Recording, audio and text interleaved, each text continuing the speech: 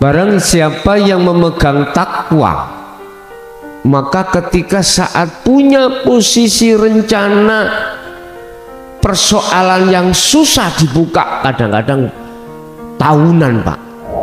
Contoh misalnya jenengan iki punya tanggungan, tahu tanggungan ya, utang. Kita punya persoalan, yang persoalan itu entahlah yang sulit dibuka, entah sebab apa. Kalau kau ingin betul-betul itu bisa dibuka, alias masalah apapun itu mesti ada solusinya, berarti Anda harus bertakwa. Takwa di sini zahiran wa batinan. Jangan takwa abal-abal, Pak. Secara zahir jasmani aja. Tapi secara rohaniah takwa ini tidak Anda laksanakan, itu namanya takwa abal. Menurut saya lo ya. Kalau takwa itu harus haqqatuqati, dengan takwa yang sebenar-benarnya takwa. Barang siapa yang memegang teguh takwa ini, ayatnya, maka persoalan apapun itu pasti dibuka. Artinya mesti Allah mendatangkan satu solusi. Yang terpenting bagaimana kita menjalankan takwa ini, kendaraannya apa. Sampai ya kudu punya wirid dong. Artinya wirid itu yang mendorong takwa Anda merapat, wa aslimu lahu, pasrah terhadap Allah masalah ini. Ya Allah, aku gak mampu, tak serahno masalah ini terhadapmu. Kalau Allah bapak ibu sing nyelesekno, wonten sing gak selesai. Jenengan misalkan punya tanah dijual nggak laku. Jangan salahkan dulu mempunyai opini, oh disumpet si A si B, dipasang santet. Bukan bos. Kata Syekh Ibnu Athaillah, jangan kau sibuk memprediksi hati orang, sibuklah prediksi hatimu sendiri. Wis tergantung Anda pakai kendaraan apa. Kau ke Surabaya pakai kendaraan sepeda pancal boleh nyampe ya Wan, cuman lama. Tergantung kendaraan Anda itu pakai apa, terserah. Yang terpenting adalah ketika Anda melakukan menumpai ya, menunggangi, betul lah, menaiki kendaraan itu, posisi Anda harus takwa. Bagaimana bisanya takwa? Ya sirul asrarnya itu fungsikan. Biar Anda tidak ngaku-ngaku itu af'al Anda. Biar Anda itu menetapkan itu semua af'alullah. Apa itu af'al itu? Pekerjaan, gerakan, penggawean. Itu loh. Itu makom tajrid Pak ya. Biasanya makom tajrid itu cara kita secara jasmaniah kurang normal. Pokoknya kita nggak bisa kerja karena tenaga Pak. Terus bagaimana kita ketika saat ada satu keinginan untuk ke asbab dikarenakan kelihatannya mewah itu? Motivasi saya, jangan urungkan niatmu dari tajrid ke sabab itu, urungkan. Karena di mata Allah, manakala kau akan nyemplung di sabab padahal kau di tajrid, di mata Allah kau akan kelorot. Takwa haqqatuqati, pasti nanti kau akan sering lalai pada Allah ketika saat kau itu di dalam makom Sabab. Jadi dipikir orang yang mobilnya 5 itu mesti enak enggak? Tanya dulu, jangan kita menyana. Apa mungkin dikira mesti enak? Tenang tak hatinya ketika dia itu pabriknya itu 10. Kita memandang kayaknya enak Pak ya, kayaknya bahagia. Tanya sama beliau-beliau, dia diletakkan di asbab. Dia mengatakan, saya sering lupa pada Allah. Assalamualaikum warahmatullahi wabarakatuh. Kadang kita melihat banyak orang-orang yang dimudahkan segala urusan dunia mereka. Yang jelas pasti ada sebab-sebab kenapa itu terjadi pada mereka. Di jenjang ilmu tauhid, memahami lalu mengamalkan kebenaran mustahil dilakukan tanpa mengetahui apa itu kebatilan. Demikian juga dalam bertauhid, kita perlu mengetahui apa yang disebut syirik beserta jenis-jenisnya. Yang pertama syirik jali, yaitu perbuatan menyekutukan Allah secara jelas dan nyata. Syirik jenis ini erat kaitannya dengan jasad, baik itu berupa perkataan maupun perbuatan yang nyata disaksikan oleh mata kepala, dan ada kalanya terkait dengan benda-benda nyata lainnya. Yang kedua adalah syirik khafi, yaitu perbuatan menyekutukan Allah secara samar dan tersembunyi. Syirik jenis ini terkait dengan amalan hati dan biasanya tidak disadari oleh pelakunya.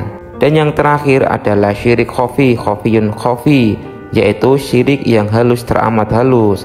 Syirik ini sebenarnya induk dari segala jenis syirik karena adanya nafsu ananiyah, ego, keakuan.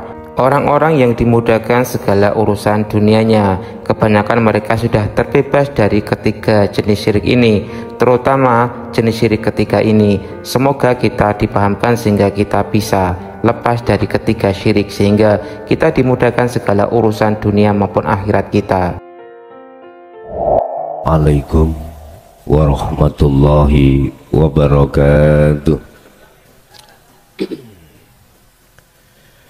Ila hadratin Nabil Mustafa Rasulullah sallallahu alaihi wasallam wa ala alihi wa azwajihi wa dhurriyyatihi wa qurrabatihi wa ali baitihi wa ashabil kiram wa ila jami'il anbiya wal mursalin wal awliya wa syuhada wa salihin wa tabi'ina tabi'ina ila yaumiddin, khususan jami'i masayikhi ila muntahum wa sahih ibnu Athaillah wa furu'ihi wa usulihi wa masayikhihi wa ahli baitihi wa ila abaina wa ummatina wa azdadina wa masyayikhina wa auladina wa azwajina wa dhurriyyatina wa ahli baitina, khususan jami'il arwah ya dzil majlis wa ghairuhum lahumul fatihah.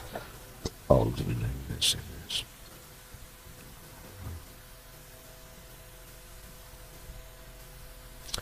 Bismillahirrahmanirrahim. Alhamdulillahi rabbil alamin wa bihi nasta'inu ala umurid dunya waddin. Asyhadu an la ilaha illallah wa asyhadu anna Muhammadan abduhu wa rasuluh. Allahumma salli wa sallim wa barik alaihi wa ala alihi wa ashabihi ajmain. Sadaqallahul adzim, amma ba'd. Hadratil kiram, dumateng para kiai ulama sewilayah kota Surabaya dan sekitarnya, wabil khusus wilayah kecamatan Bolaksari, tokoh masyarakat, tokoh agama, wabil khusus Sohibul Bait Bapak Haji Makmun sekeluarga, jamaah yang bisa hadir di majelis dan di luar sana, kulluhum ajma'in rahimakumullah.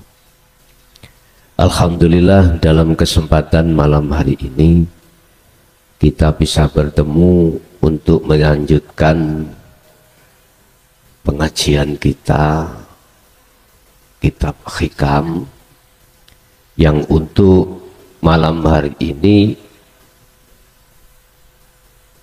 akan menjelaskan tentang masalah halusnya nafsu, ya.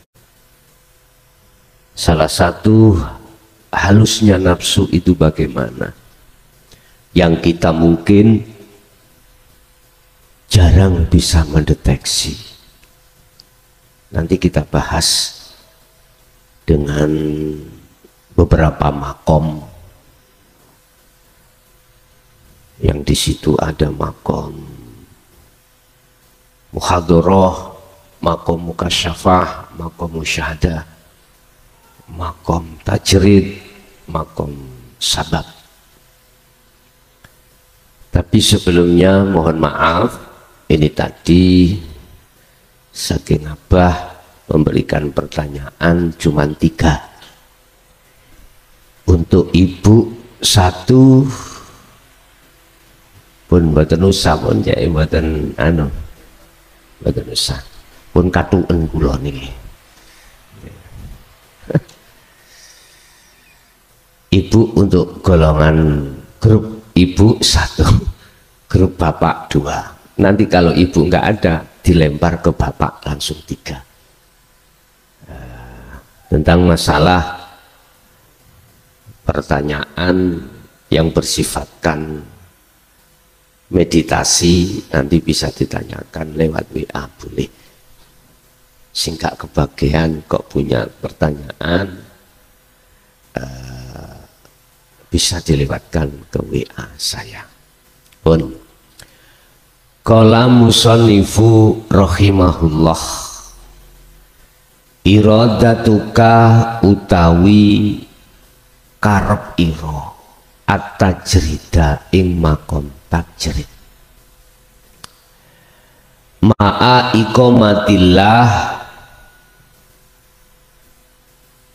ketika Anda menginginkan makom tajrid tetapi posisi Anda saat itu masih diletakkan Allah makom sabab. Iyaka terhadap siro, terhadap Anda fil asbabi ing dalam makom sabab iku min syahwatil khafiyati, termasuk kepentingan nafsu yang lembut halus. Apa makom tajrid, apa makom sabab? Ini yang perlu kami jelaskan. Makom tajrid itu adalah makom di mana ketika Anda membutuhkan keperluan kepentingan jasmania atau duniawiyah, katakan uang, Anda nggak pakai kerja. Loh kalau gitu minggu tuyul Gus, gitu-gitu ya? Bukan. Bukan. Anda nggak usah kerja, sedangkan kebutuhan Anda itu dicukupi Allah dalam rumah tangga. Wa may yattaqillaha yaj'al lahu makhrajan wa yarzuqhu min haitsu la yahtasib. Itu barang siapa yang memegang takwa, maka ketika saat punya posisi rencana persoalan yang susah dibuka, kadang-kadang tahunan Pak. Contoh misalnya jenengan iki punya tanggungan, tahu tanggungan ya, hutang. Orang di dunia itu kalau hidupnya tidak punya hutang kurang semangat Pak, kurang semangat katanya gitu. Kita punya persoalan, yang persoalan itu entahlah yang sulit dibuka, sulit dibuka, entah sebab apa. Walaupun bukan persoalan hutang tok, enggak hutang aja ya tidak lah Pak, banyak persoalan masalah yang susah dibuka lagi. Wa may yattaqillaha yaj'al lahu mahrajan. Kalau kau ingin betul-betul itu bisa dibuka, alias masalah apapun itu mesti ada solusinya, nah, berarti Anda harus bertakwa. Takwa di sini zahiran wa batinan. Ya ayyuhalladzina amanu taqullaha haqqa tuqatih wa la tamutunna illa wa antum muslimun. Haqqa tuqatih, jangan takwa abal-abal, Pak. Takwa abal-abal itu gini, menjalankan perintah, meninggalkan larangan secara fisik, secara zahir jasmani aja. Tapi secara rohaniah takwa ini tidak Anda laksanakan, itu namanya takwa abal. Menurut saya lo ya, menurut saya kalau takwa itu harus haqqa tuqati. Masalahnya ayatnya di situ tidak hanya ittaqullaha, hanya itu enggak, ditambahi haqqa tuqati dengan takwa yang sebenar-benarnya takwa. Kalau jasmani kita sudah taat pada Allah, meninggalkan larangan, menjalankan perintah, hati juga jangan suka marah-marah, hati jangan suka hasud, hati jangan suka riya, hati jangan suka takabur, hati jangan suka merasa ngaku-ngaku. Lah iki takwa haqqa tuqati. Barang siapa yang memegang teguh takwa ini, ayatnya, maka persoalan apapun itu pasti dibuka. Artinya mesti Allah mendatangkan satu solusi, jalan, solusi. Yang terpenting bagaimana kita menjalankan takwa ini, kendaraannya apa.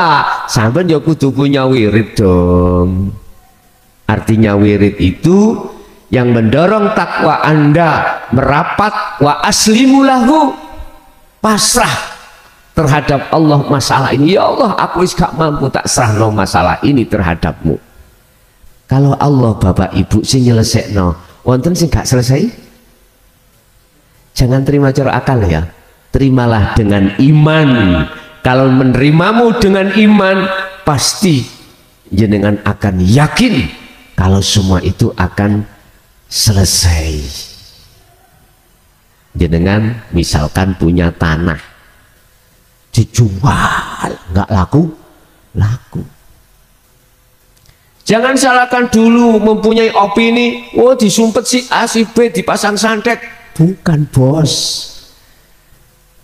Kata Syekh Ibnu Athaillah, jangan kau sibuk memprediksi hati orang, sibuklah prediksi hatimu sendiri. Ini tergantung Anda pakai kendaraan apa. Kau ke Surabaya pakai kendaraan sepeda pancal, boleh nyampe ya, cuman lama. Pakai sepeda motor boleh ya nyampe, tapi nggak bisa lewat tol lagi tuh ya. Pakai mobil lebih cepat lagi karena bisa lewat tol, apalagi pesawat. Tergantung kendaraan Anda itu pakai apa, terserah. Yang terpenting adalah ketika Anda melakukan menumpai, menunggangi, betul lah, menaiki kendaraan itu, posisi Anda harus takwa. Bagaimana bisanya takwa? Ya sirul asrofnya itu fungsikan, biar Anda tidak ngaku-ngaku itu af'al Anda, biar Anda itu menetapkan itu semua af'alullah. Apa itu af'al itu? Pekerjaan, gerakan, penggawean, itu loh. Kita belajar untuk seperti itu. Itu makom tajrid, Pak, ya. Biasanya makom tajrid itu cara kita secara jasmaniah kurang normal. Pokoknya kita nggak bisa kerja karena tenaga, Pak. Bisa karena kita tua, sudah nggak kuat lagi untuk bekerja. Udah lewat makom tajrid. Tapi harus punya kendaraan loh, ya. Istilah gampangnya saya ngomong, seakan-akan kau jadi dukun. Tapi enggak jadi dukun. Anda punya wirid, dengan wirid itu akan memunculkan karomah, tapi tidak terlepas dari takwa. Syaratnya jenengan iki ibadah ing ngersane Allah saya suwi. Semakin lama tambah bagus. Baik ibadah secara jasmani, lebih-lebih ibadah secara rohani. Masalah takwa itu tidak hanya secara fisik, ya juga secara rohani. Makanya ayatnya haqqatu qatih itu. Ini konsekuensinya ada di situ. Konsekuensinya ada di situ. Wes. Jadi itu nanti yang mendatangkan Allah sendiri. Dengan cara Allah sendiri nanti. Satu. Makom sabab. Apa itu? Makom di mana ketika jenengan ini membutuhkan kebutuhan duniawiyah, harus kerja. Harus kerja. Entah kerjanya apa, sesuai dengan keahlian poksi Anda masing-masing. Jualan, ya jualan. Oh, saya itu sukanya itu apa namanya, maklaran. Ya udah maklaran. Entah maklaran apa itu. Oh, saya itu petani. Ya petani. Oh, saya suka pabrik, silakan. Kita tatkala diposisikan Allah di makom sabab seperti ini, jangan sekali-kali mempunyai keinginan makom tajrid. Enak makom tajrid itu nggak kerja ya, nggak kepanasan, nggak berat, tinggal duduk, wiritan, ibadah, menata takwa dohir, menata takwa batin. Jangan. Manakala Anda masih matilah. Kalau kau masih diletakkan Allah di sabab, jangan punya keinginan itu. Mengapa kita tidak diperbolehkan? Karena itu ada salah satu keinginan syahwat nafsu dalam dirimu yang halus. Enak rek, jadi wong sing dihormati, banyu disebul kamu ngombe, orang sakit sembuh, dituakan, lah ngene ya, enak, dihormati, dituakan. Lah, ingat, itu adalah jebakan nafsu khafiyah yang sangat samar. Yang sangat samar. Lah terus, keinginan yang seperti itu bisanya tidak menjadi kepentingan syahwat yang samar bagaimana? Gini Pak.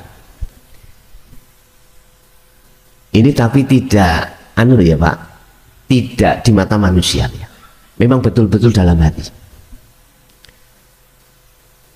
Fanakan semua atas pengakuan dalam sebuah irodah atau kehendak tadi dalam dirimu. Bila mana itu kau masih kau akui itu kehendakmu, dengan pertimbangan kau ingin menduduki perkara yang lebih ringan, lebih enak daripada berat, maka itu masih khofiyah. itu masih nafsu yang kepentingan nafsu yang sangat halus. Udah nikmati makom sabab, nikmati walaupun berat, nikmati. Ibu kok ya diletakkan kerja ini kerja itu, udah nikmati sambil dalam hati Anda tetap memegang teguh etika terhadap Allah. Apa etikanya? Mau kerja, paling tidak mau kerja dalam hati jenengan minimal berbicara apa? Saya kerja karena Allah. Artinya bisanya saya kerja karena dikerjakan oleh Allah. Minimal Bu, mau Pak, mau kerja seperti itu. Saya tidak akan pernah bisa bergerak bekerja kalau tidak digerakkan oleh Allah. Minimal. Urusan di tengah jalan pas kerja lalai terhadap Allah, tidak apa-apa. Istilah kendang tutup kendang, buka kendang tutup kendang. Tengah kosong loh, tapi kok enak suaranya dintak tung. Jadi awal iku ingat pada Allah, akhir juga ingat pada Allah. Di tengah-tengah jenengan gak ingat karena kesibukan itu. Wis gak apa-apa, itu proses Pak. Nanti kalau kita sudah terbiasa untuk zikir terus kepada Allah, nanti akan nilainya tambah bagus. Yang kosong nanti akan sedikit demi sedikit akan tertutup.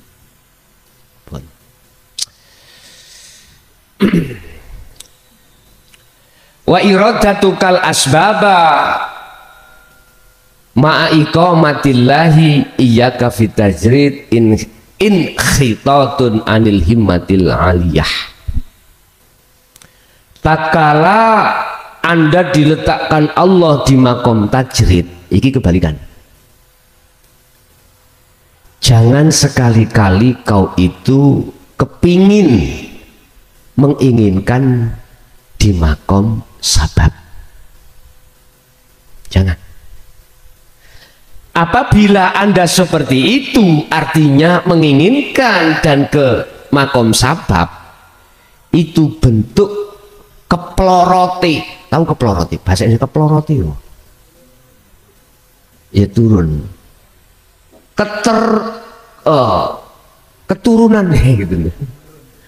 Bahasa Jawa kayak enak keplorot. Apa ya? Turunnya derajat Anda dari derajat al-aliyah. Turunnya derajat Anda yang tadinya itu derajat di mata Allah, itu kau bisa menjaga takwa baik secara fisik maupun batin, Anda itu mudah. Tapi ketika melihat Pak Haji jenengan kerja seperti itu, 1 bulan omsetnya berapa? Ratusan juta ya. Kedelengan, pingin kan melorot.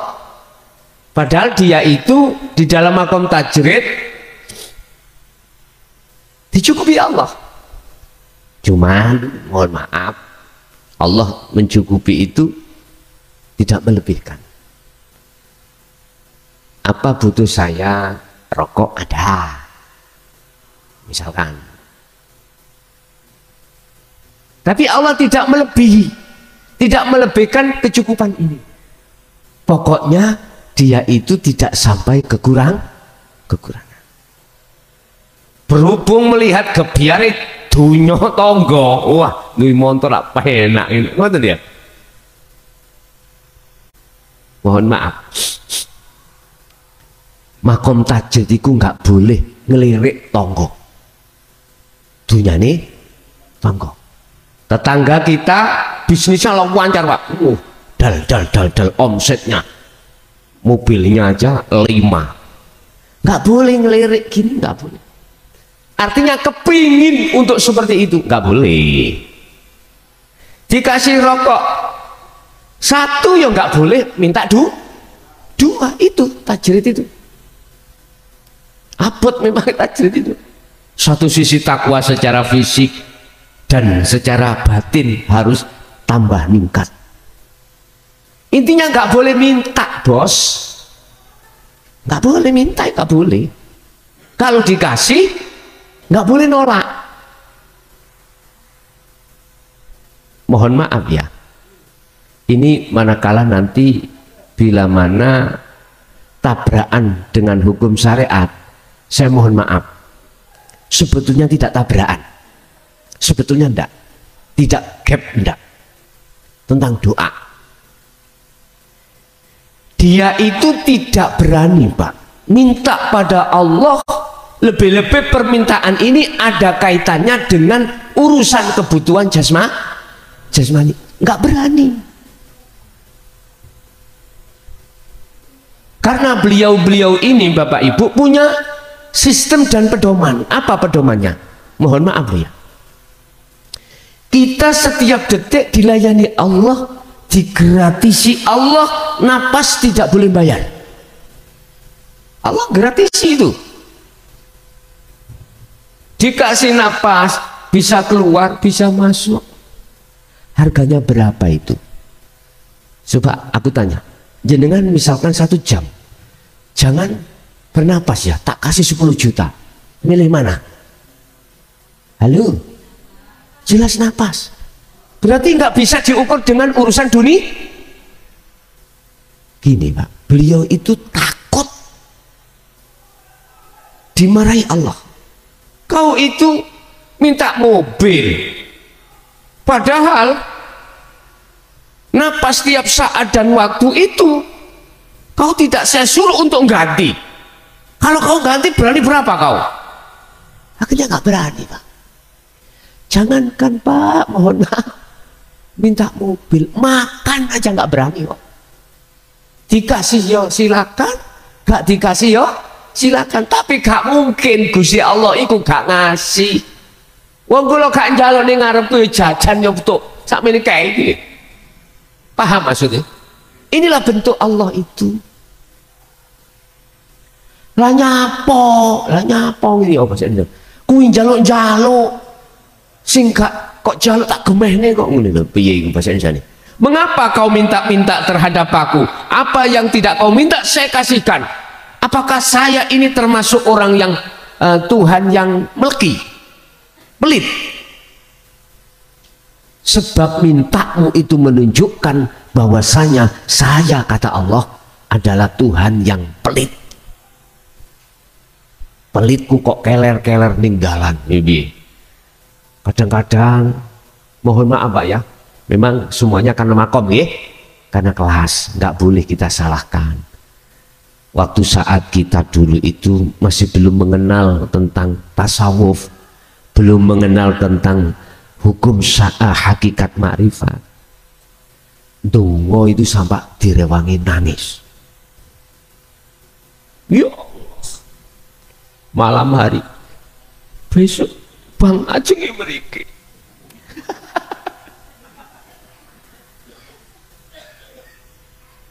Allah. Ya jangan disalahkan dulur, karena memang semuanya itu makomnya masing-masing. Sudah benar. Jangan disalahkan. Berilah pengajaran bagaimana dia itu ningkat makom gitu loh. Jangan kamu itu salah. Jangan gitu. Sebab kita manusia itu makomnya juga bertingkat-tingkat. Anak kelas SD kelas 1 jangan disamakan kelas 2. Yang kelas 3 juga begitu. Semuanya biarlah mengikuti proses waktu-waktu yang sudah ditentukan Allah. Kalau kita mau meletakkan wilayah sini, nggak ada yang perlu disalahkan. Nyun sewu, doli yo gak usah kok salah kira. Proses ya. Mungkin dia itu keterbatasan, mohon maaf loh ya, wis judek, banyak utang, nggak ada kerjaan, akhirnya dodol iki wis. Makanya jangan menyalahkan orang dulu sebelum kita selidiki persoalannya. Siapa tahu dia mencari makannya, anaknya nggak ada kerjaan, terus dia sampai melakukan itu kayak gitu. Itu makom sabab. Makom sabab.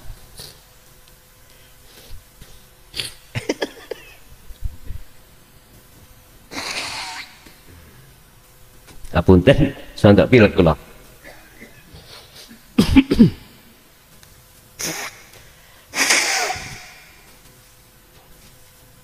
Bon. Tak kayak sama aneh Pak, masih. Tisu ini tak kayak sama aneh, gak apa-apa ya. Khawatir saya. Bon. Terus bagaimana kita ketika saat ada satu keinginan untuk ke asbab dikarenakan kelihatannya mewah itu? Motivasi saya, jangan.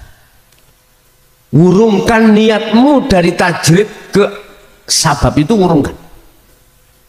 Karena di mata Allah, manakala kau akan nyemplung di sabab, padahal kau ditajrid, di mata Allah kau akan kelorot. Takwa haqqa tuqati, pasti nanti kau akan sering lalai pada Allah ketika saat kau itu di dalam makom sabab. Jadi dipikir orang yang mobilnya 5 itu mesti enak semua. Tanya dulu, jangan kita menyana.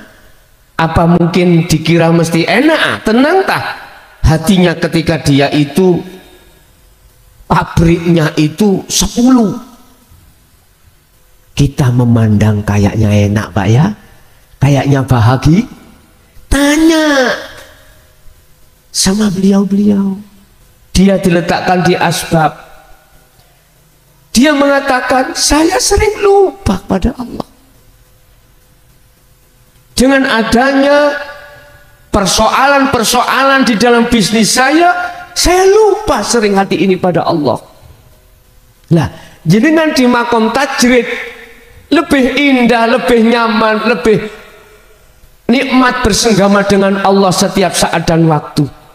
Janganlah kau ketika melihat tetanggamu itu di makom sabab itu kelihatan wah, jikalau kau mau ke makom situ sabab itu termasuk kelorote turunnya makommu di mata Allah atau di mata manusia, lebih-lebih di mata Allah. Ayo, kalau nggak percaya, Anda pasti akan justru semakin lupa pada Allah. Alhaakumut takasur. Mohon maaf, mana yang menjadikan lalainya ruhaniyah hati pada Allah untuk tidak bisa zikir? Karena bermegah-megahan dengan kesenangan dunia. Sampai kapan hal itu terjadi? Hatta zurtumul maqabir, sampai mati Pak. Sehingga Allah mengingatkan kita di dalam surah Az-Zumar ayat 7, ayat 40, ayat 54. Wa anibu ila rabbikum wa aslimu lahu min qabli ayyatiyakumul adzab. Wahai jiwa-jiwa yang ketarik dengan selain aku, misalnya aku Allah.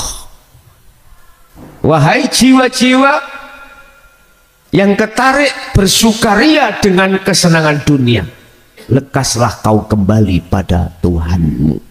Lekas kau kembali. Lah, kembalimu jangan sampai min qabli ayyatiyakumul adzab.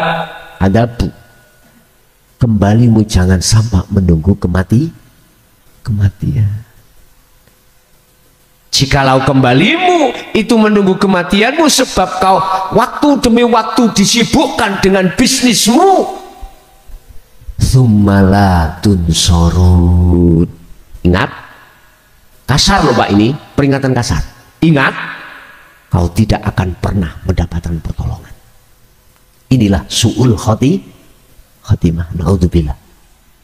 Mafhum mukhalafah dari ayat itu, kebalikan maksud daripada ayat itu, sing sapa wonge, barang siapa yang kembali kepada Allah sebelum kematian, maka lanafi di situ tidak berlaku. Akhirnya summatun sorun, kau akan mendapatkan pertolongan. Az-Zumar ayat 54 itu tadi. Keras Pak ini. Mengapa Allah sudah memperingatkan dengan keras? Karena sebentar lagi Allah akan menghukum umat manusia. Entah, saya tidak tahu. Yang pasti itu terjadi. Sebab ini pun kinayah, ini sudah kinayah. Saya diperintahkan untuk menggelar peringatan yang keras ini adalah semata-mata datangnya dari Allah. Ini sudah kinayah, sanepan, isaroh. Kalau Allah nanti, seruan Allah itu tidak diindahkan oleh umat manusia, pasti Allah akan mengutus utusannya yang berupa malaikat penghancuran. Lihat sejarah-sejarah sebelum para nabi dan rasul, zaman nabi dan rasul dulu. Kesimpulannya cuma satu, para nabi rasul mengajarkan dinul haq tidak diterima, ditolak, akhirnya dihanguskan Allah. Ganti lagi, generasi berikutnya sama, dihancurkan. Nggak jauh berbeda sekarang. Kalau nggak percaya lihat. Tapi saya yakin itu akan terjadi.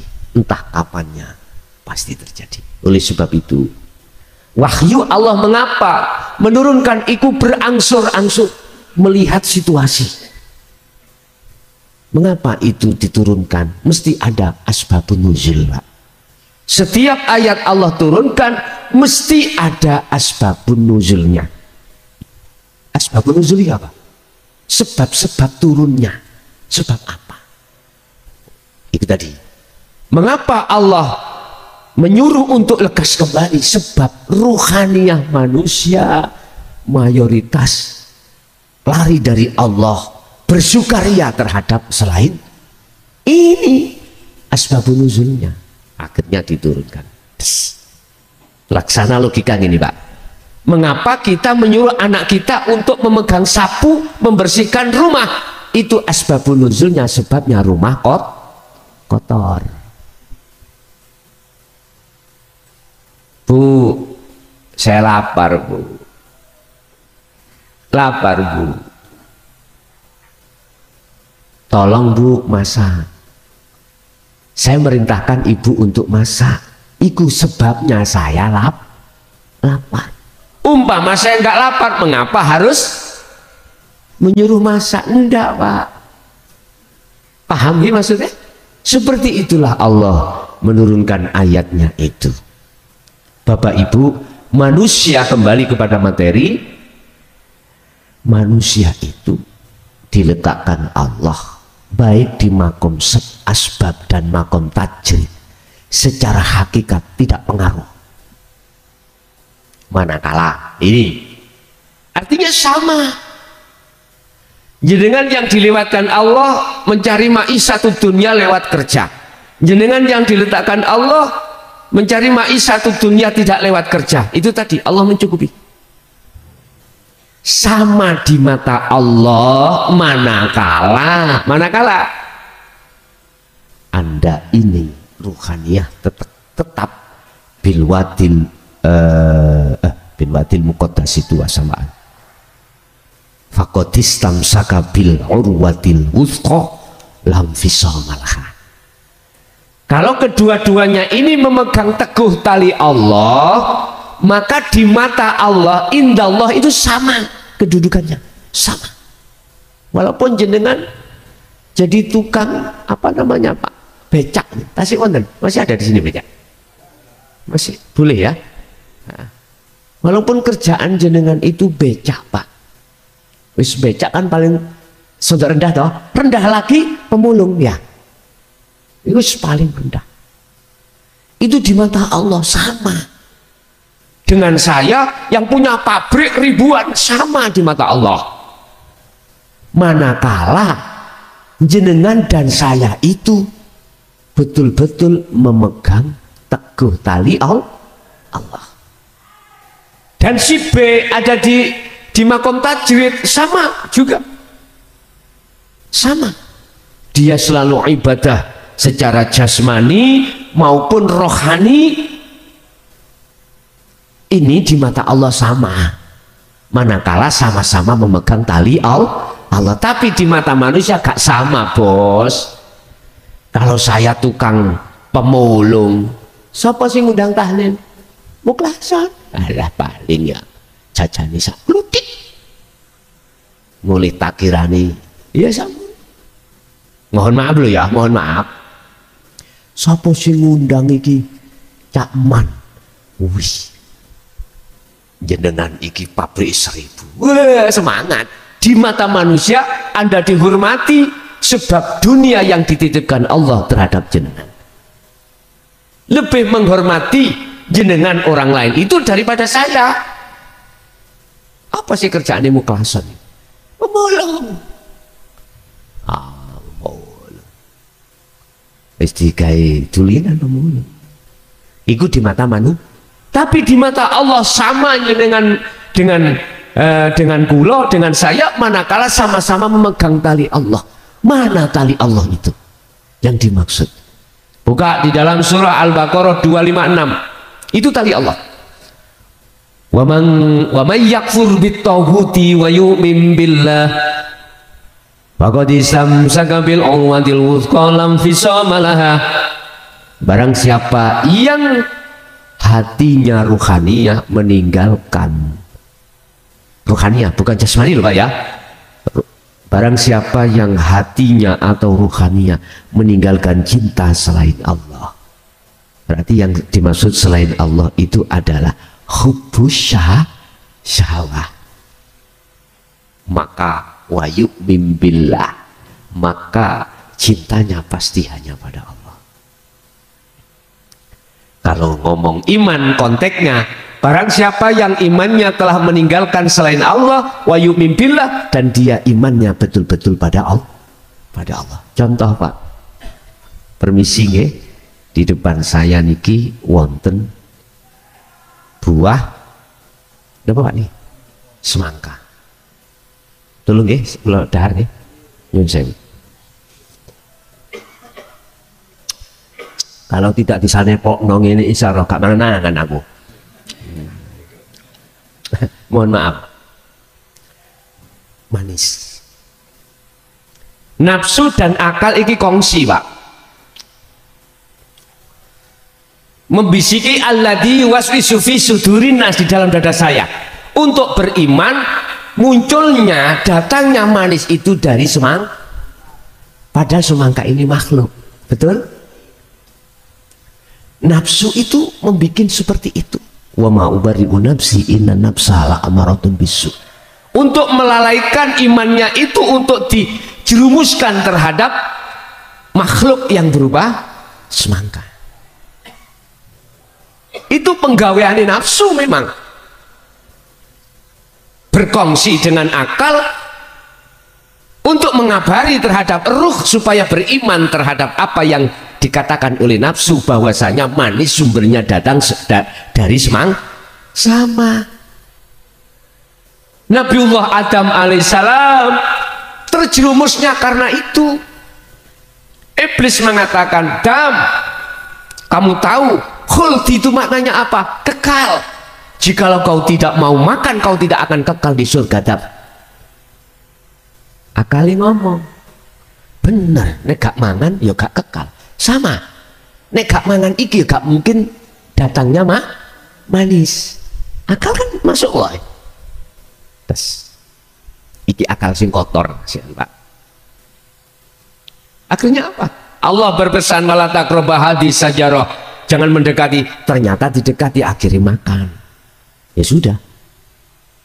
Wa may yakfur bitaghut, barang siapa meninggalkan iman, manis itu datangnya dari nama ini semangka, maka wayu mimbillah, maka dia akan bisa bertemu Allah di semangka. Ingat, huwal awwalu wal akhiru wal dhahiru wal ba. Allah itu ya ning jerone, di dalam semangka ya di luar. Sampean nggak akan dong, manakala jenengan ini tidak laku fal ya'mal amalan sholihan. Nggak akan dong. Apa dong ya? Nggak akan klik percaya, oh iya Allah di dalam. Nah kalau Allah di dalam gak kalah gepen nih. Loh. Al-Hadid ayat 3, tolong dibuka. Maksudnya dohir yang bagaimana, maksudnya batin itu yang bagaimana. Itulah subhanalladzi asra bi 'abdi, zat hidup. Yang zat hidup Allah itu tidak bisa kau hijabi apapun, nggak bisa, mboten saged, tidak bisa, di mana-mana dan tidak kemana-mana. Wa nahnu aqrabu ilaihi min hablil warid wa qala aidon. Wujud Allah itu lebih dekat daripada urat nadi, urat leher. Di mana? Kita olehnya nggak tahu, mata hati kita memang masih tergolong mata hati yang buta, Bapak Ibu. Inilah persoalannya, iman yang terhadap makhluk inilah yang menjadi hijabnya saya. Akhirnya Allah tidak hakul mubin, tidak nyata atas kebenaran di dalam kewujudannya itu. Belum bisa, Pak. Makanya barang siapa yang meninggalkan iman selain Allah yang disebut at-tauhid, ini makhluk nang. Padahal kita itu banyak dibisiki nafsu, godong goyang, ngomong percaya kalau itu sebab angin sing goyangkan. Padahal Allah di dalam dan di luar angin. Kita langsung mengatakan sebab iso goyang karena didorong oleh angin. Angin makhluk bukan, Pak? Makhluk.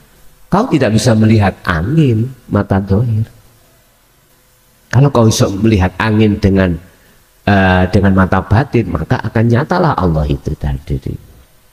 Kau hanya bisa merasa, rasa dingin, rasa macam-macam. Jangan kau punya iman, goyangnya daun itu sebab yang menggoyangkan mutlak angin. Jangan. Angin itu diizini Allah untuk menggoyangkan. Berarti angin itu adalah majasnya Allah, Bapak, Ibu. Majasnya Allah. Bukan angin itu wujudnya Allah. Majasnya. Itu benar tapi salah. Majas itu kan gitu. Boleh. Dikatakan benar boleh. Secara akal memang boleh ya. Tapi aslinya salah. Kok dikatakan salah? Iya, yang menggoyangkan itu hanyalah Allah. Sama dengan gini, Pak. Mungkin ya, kita waktu kecil dulu ke sungai, ditanya sama tetangga kita, Jung, kali ini milih ya, Jung. Nah gitu tuh ya. Ger, kali ini milih ya. Sungainya mengalir lah. Kan salah, Pak, itu pertanyaan. Masa sungai itu mengalir? Yang mengalir itu adalah air. Kalau sungainya yang mengalir, habis itu tangkis. Lah gitu toh? Iku jenis majas mursal, boleh walaupun salah. Siapa yang menerpa menggoyangkan daun? Angin. Boleh tapi salah itu. Ya sing bener siapa? Allah. Bingung, Pak. Orang yang nggak paham. Nggak paham. Itu adalah bahasa hati. Allah itu bahasa hati. Yes.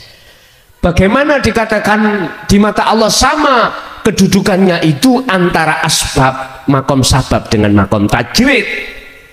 Manakala sama-sama membawa tali Allah.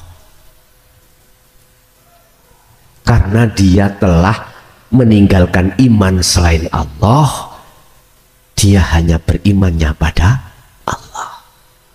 Pertanyaan saya, manakah dzikir yang menghantarkan hatimu pada iman seperti itu? Jawabannya hanya di dzikir sirul asrar. Zikir jahr nggak bisa Pak, kita hanya menyebut Allah Allah. Zikir sirri khafi nggak bisa Pak, kita masih menyebut ismullah, Allah dalam hati. Tapi kalau sirrul asrar, tadi ketepatan tadi ada request, ada yang tanya tentang sirrul asrar. Oke, tak jebarkan.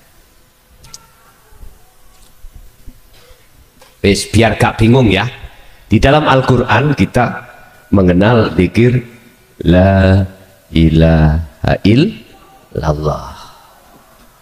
Ini melahirkan zikir jahri.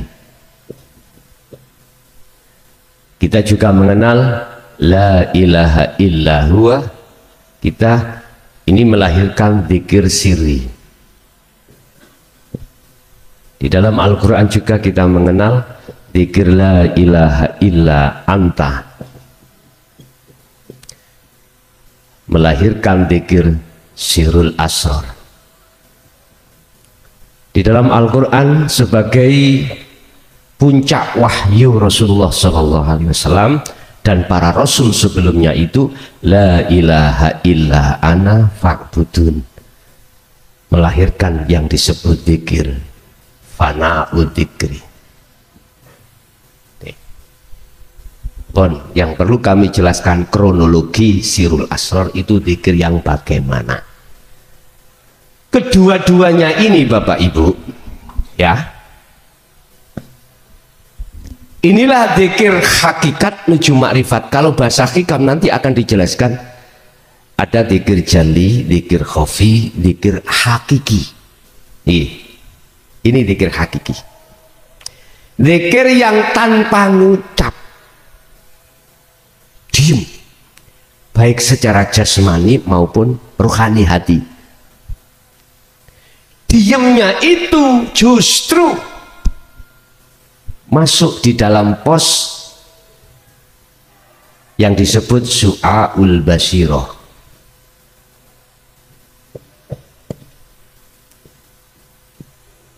Apa su'aul basirah? Dalam hati sampan itu ada cahaya iman bahwasanya tidak ada yang lain yang berperan, semuanya itu datangnya dari Allah. Hati jenengan itu sudah ada pangrosok, pangiman, yang legi manis itu sumbernya tidak dari semangka tapi dari Allah. Manakala hati jenengan itu sudah ada iman yang seperti itu, maka itu tertanda sudah su'aul basirah. Lah gak bunyi toh? Mboten bunyi. Ketika Anda mengasah terus, mengistiqomahkan terus zikir tersebut setiap saat dan waktu, apapun hal itu bisa Anda lakukan ketika takbiratul ihram. Siapa yang menggerakkan saya ini? Hatimu itu ada rasa, ada iman, kehadiran Allah dalam dan di luar tubuhmu yang menggerakkan. Terus itu dibawa sampai kapanpun, bukrata wa asila, mulai pagi sampai sore. Cara bahasa sholat aktivitas mulai takbir sampai salam. Manakala terus itu kamu asah zikir itu, maka Allah nanti akan meletakkan dirimu. Kelihatan Abu sing mriko. Ibu kelihatannya ainul basirah. Apa? Ruhaniyahmu itu bertemu Allah. Inilah sing kula maksud nanti di dalam hikam disebut zikir nafi isbat. Ketika su'aul basirah berkumandang, ini adalah menafikan. Ayatnya Al-Baqarah tadi 256. Itu loh tali Allah. Wa may yakfur bitaghut wa yu'min billah, barang siapa meninggalkan iman selain Allah. Ini tadi aku awalnya iman manisnya dari semangka, sekarang enggak. Dari Allah. Berarti untuk membuktikan di situ pangroso su'aul basirah. Asah terus itu. Nanti Allah sendiri yang akan meletakkan ruhaniyahmu di ainul basyirah, bertemu pada Allah. Tapi syaratnya selain Allah dalam dirimu harus fana, termasuk dirimu si salik, termasuk dirimu ruh, fana, gak berlaku, gelendang. Wis. Ammal arif la yarawna li anfusihim syai'an. Disebut wong makrifat ya ngene iki Pak,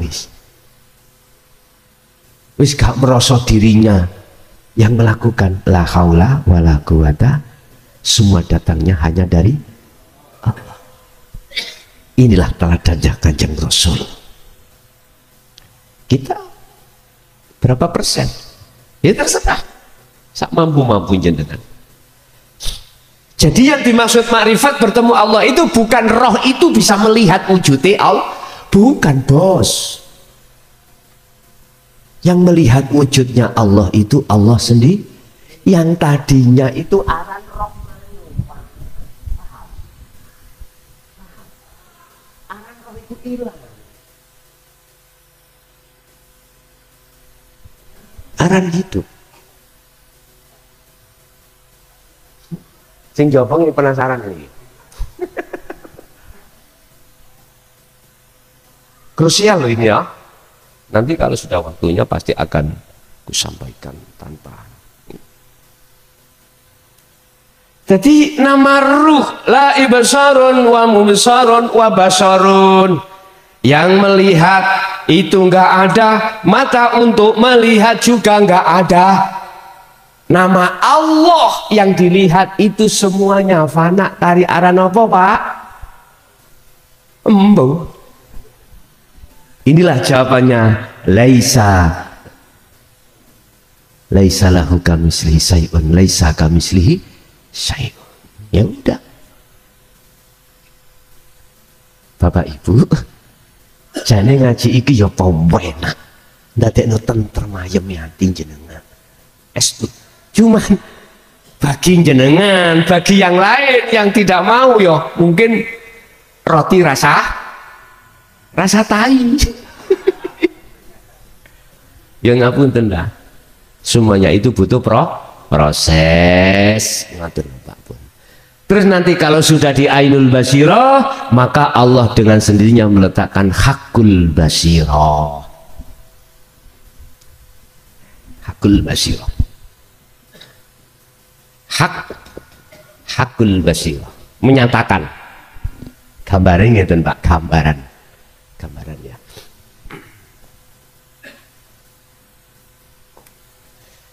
Sampai saya kasih tahu, Pak Bu, di dalam kopiah iki ada rokok. Anggap sampean tidak pernah tahu. Nggih? Iki contoh mawon. Sama halnya dengan Pak Bu, munculnya manis itu dari Allah, bukan dari semangka. Semangka laksa kopiah Pak. Kita tidak akan pernah tahu terhadap Allah karena tertutup dengan semangka makhluk ini. Aku sing mangan sampai ngerasa no. Inilah su'aul basyirah. Anda sudah dikasih tahu oleh Allah tentang ilmu iman bahwasanya semua yang berafal itu hanya Allah. Dasarnya ada. Lihat Al-Baqarah 115. Walillahil masyriq wal maghrib fa aynama tuwallu fathamma wajhullah. Mulai jagat etan sampai jagat timur. Jagat timur sampai jagat barat. Makhluk sekecil apapun itu Allah yang menguasai. Bahasa sederhana saya mengartikan geraknya semua makhluk, debu pun itu yang menggerakkan hanyalah Allah. Artinya tidak akan bisa bergerak makhluk siapapun manakala tidak digerakkan Allah. Yang namanya semangka tidak akan pernah ada rasa manis manakala tidak diizini Allah manis. Akhirnya sama Pak, di dalam kopiah ini yakinlah ini rokok. Tapi belum ketemu loh Pak, belum ketemu. Asahlah bagaimana Anda bisa bertemu Allah yang sudah Anda yakini itu. Carilah cara bagaimana untuk bisa melihat yang namanya di dalam kopiah itu ada rokok. Otomatis ini harus dibuang Pak, harus dikeluarkan dari perkara yang menutupi rokok. Otomatis tauhid dalam hati Anda lepas no Pak, lepaskan. Lah sing ngelepasno ya Allah dewi, Allah sendiri. Kita cukup untuk berzikir itu aja. Kalau itu sudah dianggap Allah lepas, ainul basiro, melihat dengan. Akhirnya hakul basiro suruh mengatakan betul rokok. Kalau sudah imannya makrifat pada Allah, nggak akan mungkin jenengan ketipu nafsu Pak. Kalau jenengan sudah menyatakan itu rokok, saya bilang, Pak, Bu, ini jemblem. Percaya? Nggak percaya. Sekali rokok tetap rokok.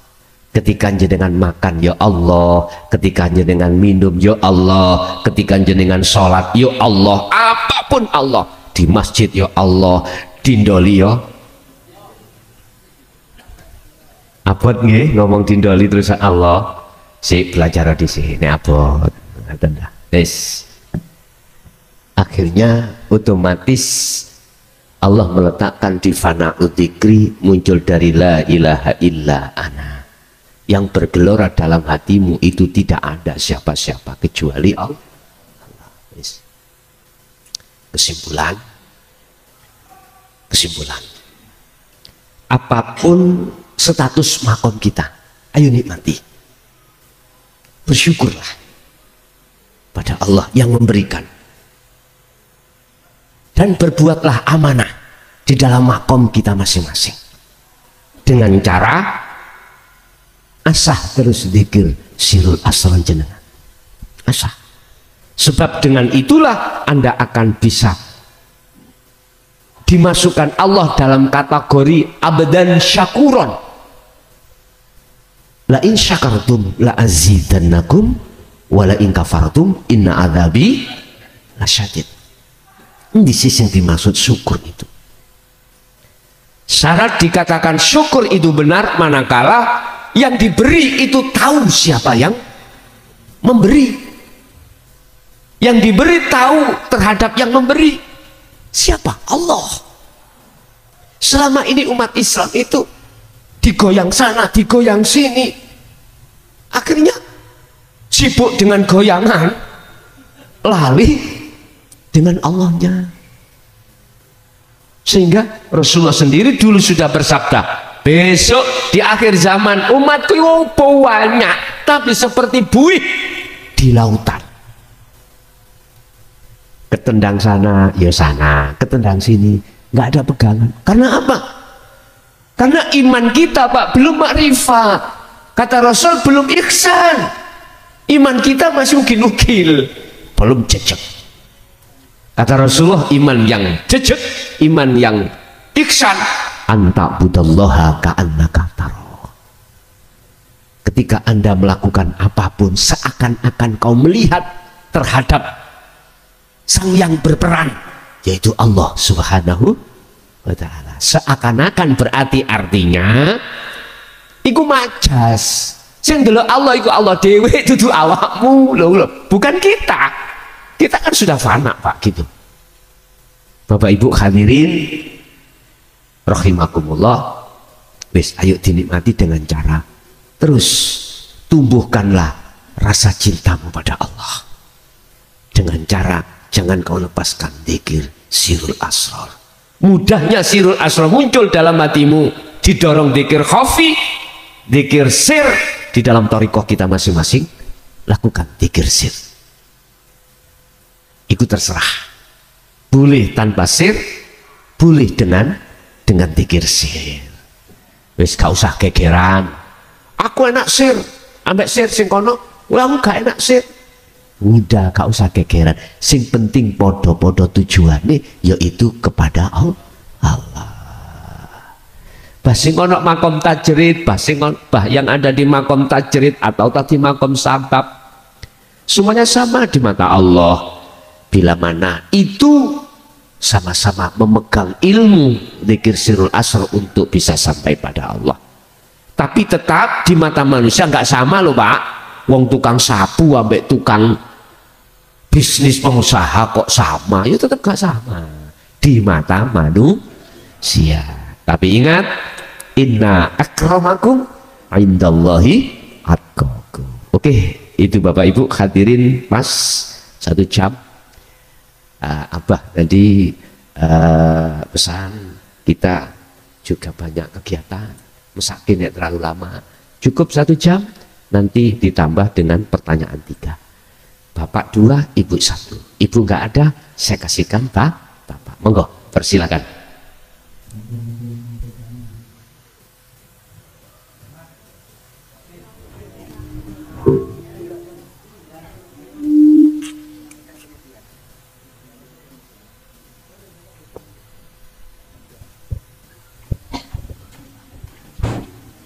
Assalamualaikum warahmatullahi wabarakatuh.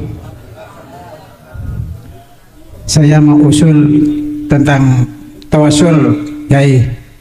Tapi sebelumnya saya mohon maaf Tentang apa? Rasul? tentang tawasul. Oh, tawasul. Tapi saya mohon maaf sebelumnya karena saya takut tidak tersusun atau kurang memahami usul saya. Saya mohon maaf sebelumnya sekalian dengan jemaah-jemaah. Saya mohon maaf tentang tawasul kepada semua orang-orang yang mendahului saya.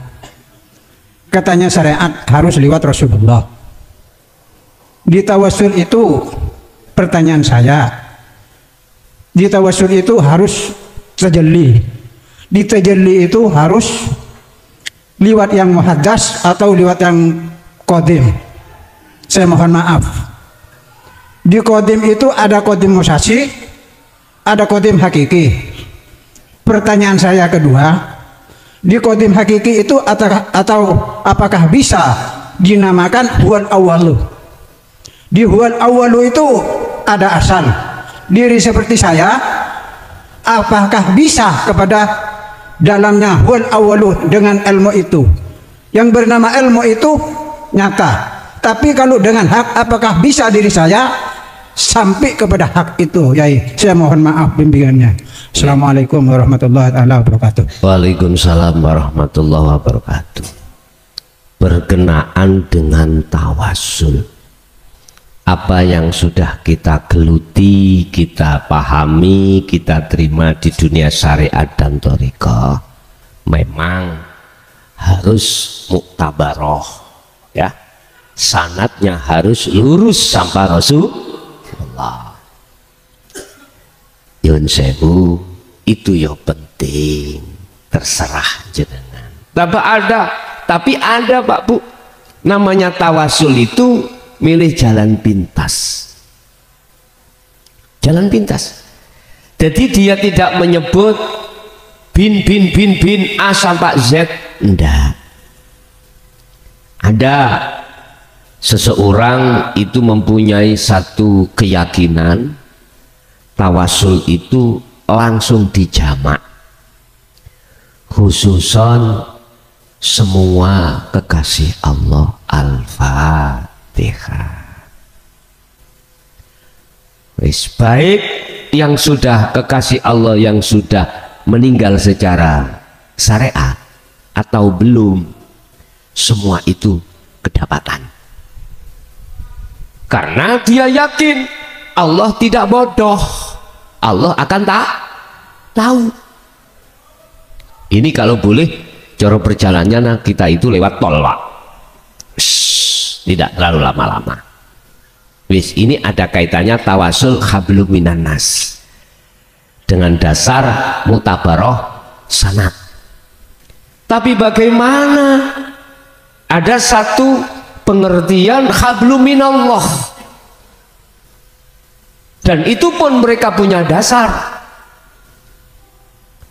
Ada Pak Yang disebut hablum minallah, tali langsung antara roh pada Allah tanpa melewati siapa-siapa.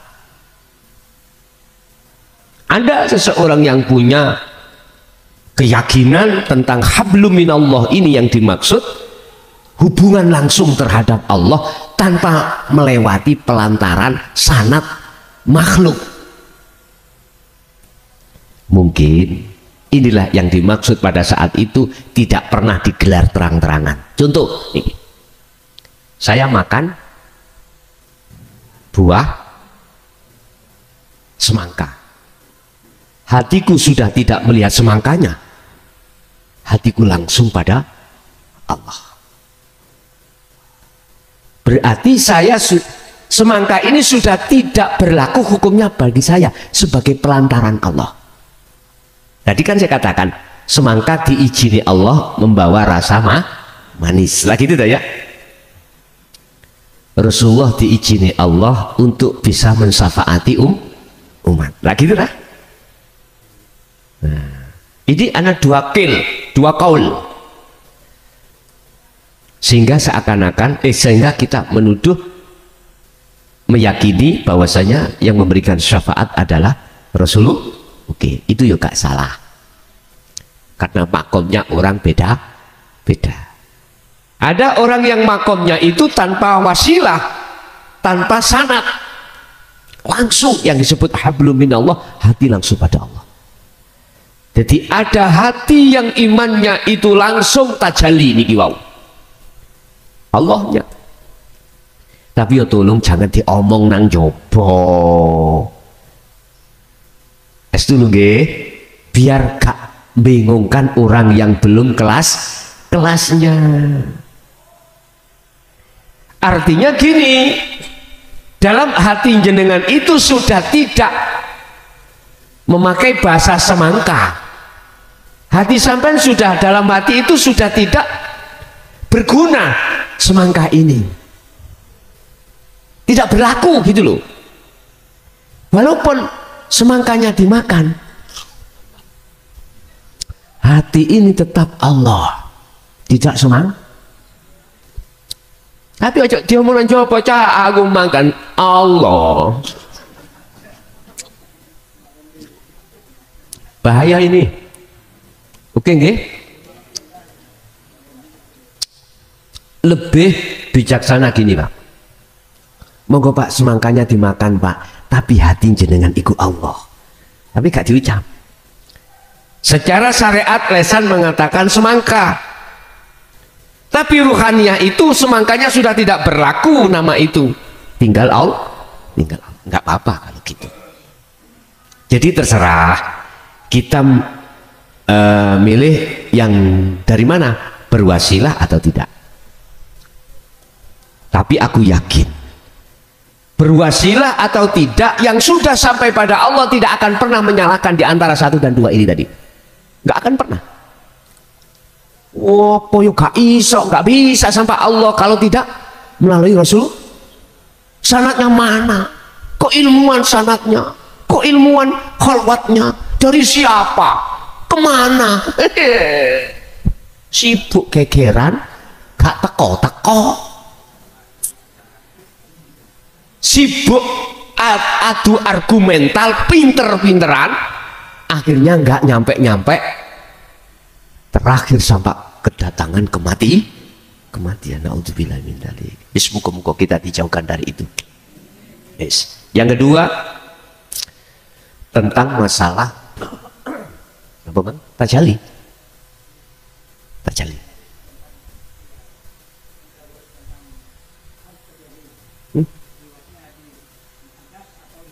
Oh gitu. Oke. Tentang tajalli lewat muhaddas ataukah lewat qadim. Nah, apa sih muhaddas itu? Dunia saisinya, dunia dan perkara yang diciptakan oleh Allah. Ini perkara baru. Kalau qadim itu adalah maksudnya adalah Allah. Kita bertajalli apakah lewat muhaddas atau lewat qadim? Terserah. Boleh kita lewat muhaddas ya, jadi kita masih ngomong semongko. Ono lagu semongko. Napa sih semongko niku, Pak? Kalau ketunggal cilik-cilik semongko, balik-balik semongko, apa sih karepe iku?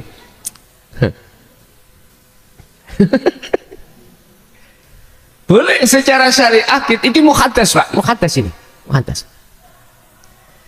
Lah, dengan wasilah inilah kita akan bisa tajalli pada Allah. Berarti gak jauh berbeda dengan yang awal mang. Lewat bersanad atau tidak bersanad, wasilah sampean itu wis gak adik melalui manusia langsung hablum minallah apa bi terserah. Langsung lewat kodim langsung. Tapi biasanya loh Pak ya, kita kebanyakan di Indonesia kelompok atau organisasi Nahdliyin itu muhaddas dulu, biar kita itu tahu proses. Tetap masalah ikhtiar usaha biar berlaku, hukum syariat biar berjalan, tapi akan menjadi hukum hakikat supaya bisa sampai pada ma'rifat Allah. Makanya mengapa kebanyakan memakai dasar ilmu tasawufnya dari kitab hikam. Biasanya Nahdliyin kita itu seperti itu. Jadi di situ tidak memakai sistem majdubun, memakai sistem wasilu. Syariat yang melaku beriringan dengan hakikat supaya bisa sampai ma'rifat pada Allah. Istilah bahasa sholat secara syariat dijaga ketika melakukan sholat betul-betul keadaan khusyuk. Nah itu, begitulah yang diharapkan. Jadi tatkala kita melakukan tajalli lewat qadim, maka bisa menemukan hakiki. Tapi manakala kita melakukan ketajalian kita lewat muhaddas, bisa sampai hakiki. Tapi tunuk-tunuk, tahu tunuk-tunuk ya? Pelan-pelan. Kata orang Jawa mengatakan, alon-alon sing penting kelakon. Benar sudah. Kalau cara Madura gimana? Laon-laon.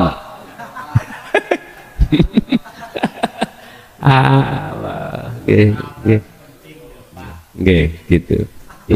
Bentar lagi kalau ngawas teng Pemekasan nanti dengan Mbah Yai siapa gitu ngaturi saya.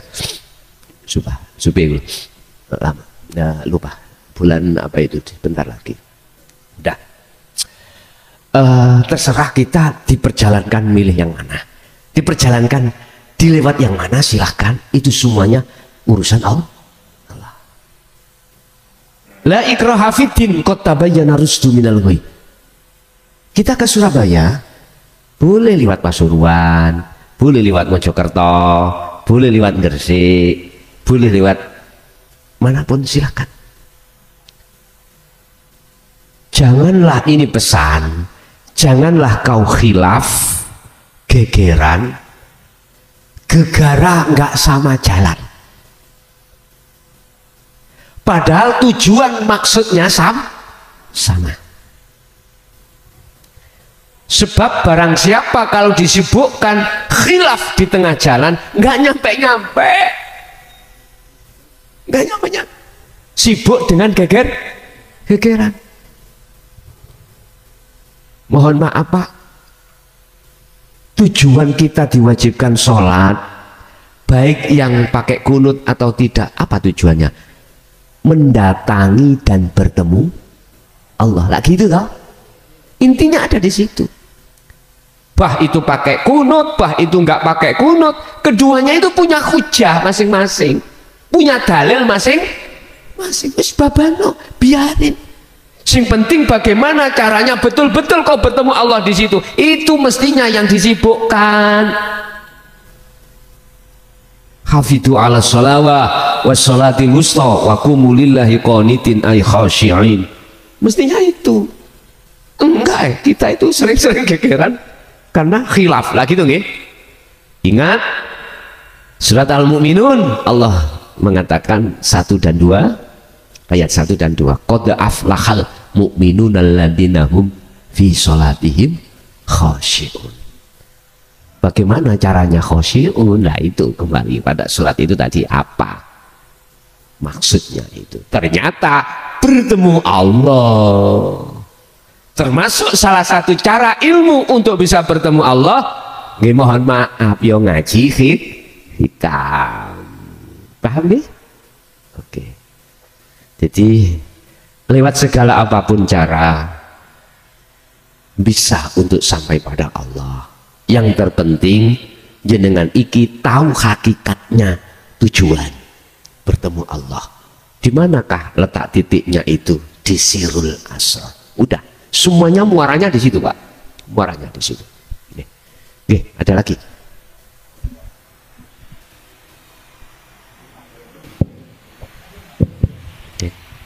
Assalamualaikum warahmatullahi wabarakatuh. Waalaikumsalam warahmatullahi wabarakatuh.